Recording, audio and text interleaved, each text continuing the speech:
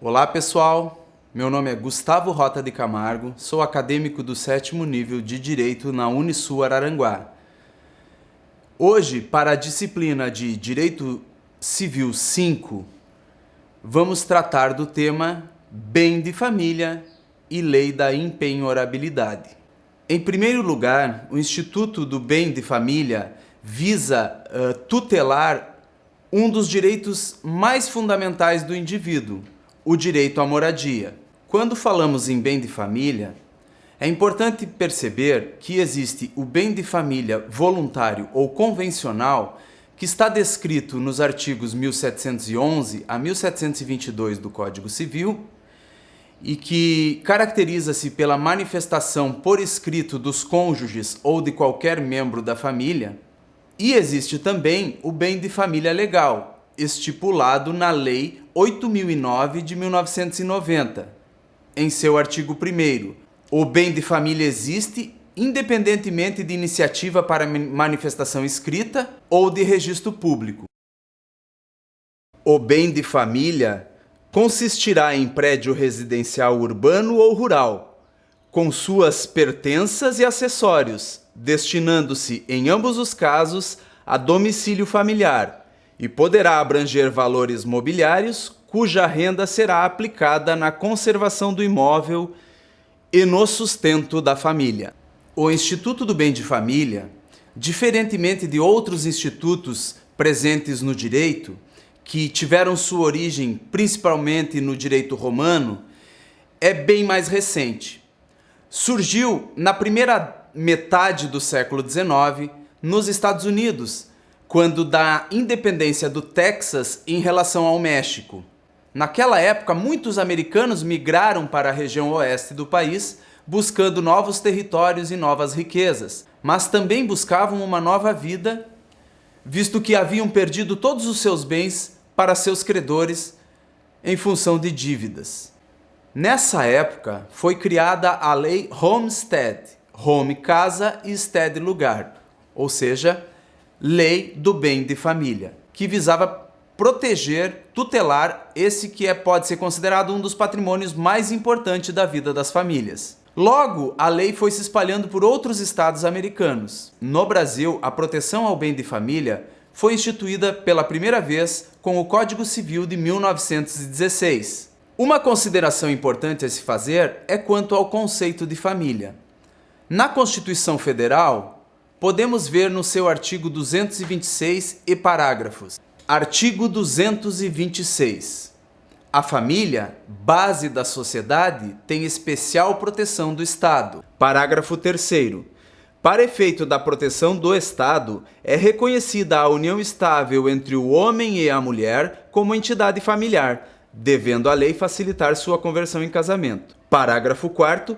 Entende-se também como entidade familiar a comunidade formada por qualquer dos pais e seus descendentes. Podemos notar aqui uma visão bastante tradicional de família.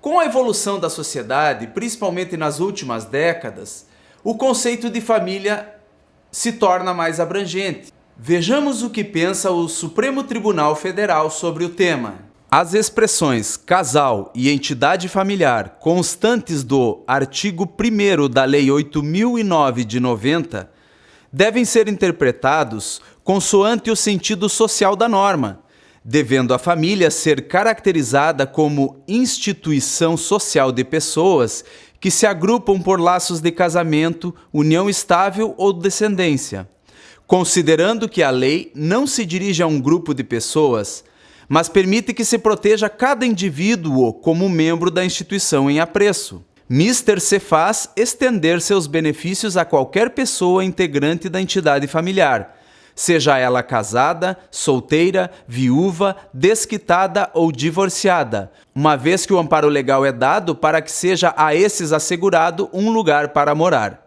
A súmula 364 do Superior Tribunal de Justiça faz interpretação extensiva à proteção da moradia para atingir o imóvel onde resida a pessoa solteira, separada ou viúva. Mas então, nesse sentido, qual é o bem de família? O bem de família é aquele previsto no artigo 1º da Lei 8.009 de 90. Artigo 1º. o imóvel residencial próprio do casal ou da entidade familiar é impenhorável e não responderá por qualquer tipo de dívida civil, comercial, fiscal, previdenciária ou de outra natureza contraída pelos cônjuges ou pelos pais ou filhos que sejam seus proprietários e neles residam, salvo nas hipóteses previstas nesta lei. Parágrafo único.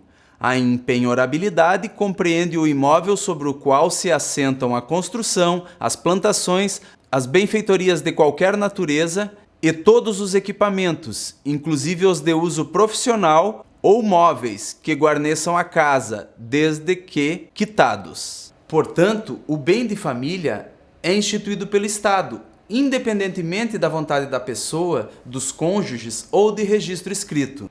E o bem de família legal ou obrigatório existe em nosso ordenamento para assegurar à pessoa o mínimo de direitos patrimoniais para que viva com dignidade. Também é impenhorável o imóvel residencial alugado a terceiros, desde que a renda seja revertida ao sustento do proprietário, conforme a súmula 386 do STJ. Vamos agora analisar o artigo 2º da Lei 8009 de 90, que trata das exceções à impenhorabilidade. Artigo 2º. Excluem-se da impenhorabilidade os veículos de transporte, obras de arte e adornos suntuosos. Parágrafo único. No caso de imóvel locado, a impenhorabilidade aplica-se aos bens móveis quitados que guarneçam a residência e que sejam de propriedade do locatário, observado o disposto neste artigo. Artigo 3º. A impenhorabilidade é oponível em qualquer processo de execução civil, fiscal ou previdenciária, trabalhista ou de outra natureza, salvo se movido. 1. Em razão dos créditos de trabalhadores da própria residência e das respectivas contribuições previdenciárias. 2. Pelo titular do crédito decorrente do financiamento destinado à construção ou aquisição do imóvel, no limite dos créditos e acréscimos constituídos em função do respectivo contrato. 3. Pelo credor de pensão alimentícia. 4. Para a cobrança de impostos, predial ou territorial, taxas e contribuições devidas em função do imóvel familiar. 5. Para a execução de hipoteca sobre o imóvel oferecido como garantia real pelo casal ou pela entidade familiar.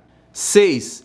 Por ter sido adquirido como produto de crime ou para execução de sentença penal condenatória, a ressarcimento, indenização ou perdimento de bens. 7. Por obrigação decorrente de fiança concedida em contrato de locação. Vemos então que a lista de exceções é bastante longa, começando pelos créditos referentes a dívidas trabalhistas dos trabalhadores que trabalham na residência familiar, passando pelos débitos de financiamento para a construção daquele imóvel, os créditos relativos a dívidas tributárias. Também não se pode arguir impenhorabilidade em relação às dívidas oriundas da prestação de pensão alimentícia. Interessante na execução de sentença condenatória é que a exceção à impenhorabilidade recai apenas sobre aquela pessoa que sofreu a sanção penal. Muito interessante também o item 7, que trata da fiança locatícia. Quando a pessoa fia um contrato de locação para um terceiro, a regra da impenhorabilidade não se aplica a essa pessoa. Ou seja, o cidadão pode perder o seu bem de família para adimplir uma obrigação de um terceiro, de um locatário que não cumpriu o seu contrato de locação. De acordo com o artigo 5º da Lei 8009 de 90, o bem de família legal não admite subrogação. E quando a família possuir 2 ou mais imóveis, será considerado bem de família aquele de menor valor. Aquele que de má fé transferir o bem de família para um de maior valor também não poderá ser beneficiado pela impenhorabilidade. O valor máximo da impenhorabilidade é de 1/3 do patrimônio. Com isso, espero ter esclarecido um pouco a respeito do bem de família e da lei da impenhorabilidade no atual ordenamento jurídico brasileiro.